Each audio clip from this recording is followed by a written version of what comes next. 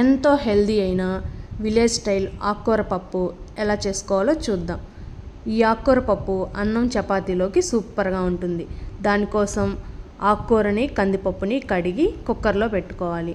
అలాగే కొద్దిగా చింతపండు, కొద్దిగా పసుపు, చిన్న చిన్న ముక్కలుగా కట్ చేసుకున్న ఒక పెద్ద టమోటోని, దాంతోపాటు మీ కారానికి తగినట్టు ఎండుమిర్చి లేదా పచ్చిమిర్చి అయినా వేసుకోవచ్చు.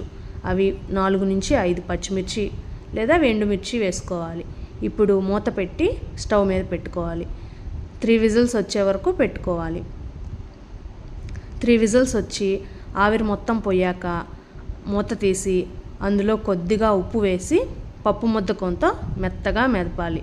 వీడియోలో చూపిస్తున్నట్టు మరీ మెత్తగా కాకుండా ఆ కన్సిస్టెన్సీలో మెదపాలి.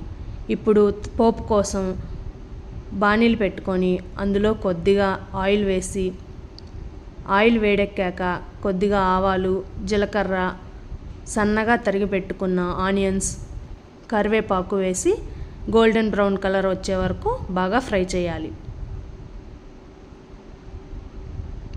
అవి బాగా ఫ్రై అయ్యి గోల్డెన్ బ్రౌన్ కలర్ వచ్చే వరకు ఫ్రై చేయాలి.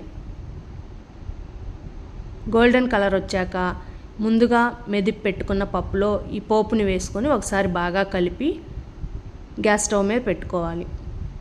అంతే, ఎంతో టేస్టీ విలేజ్ స్టైల్ ఆకుకూర పప్పు రెడీ.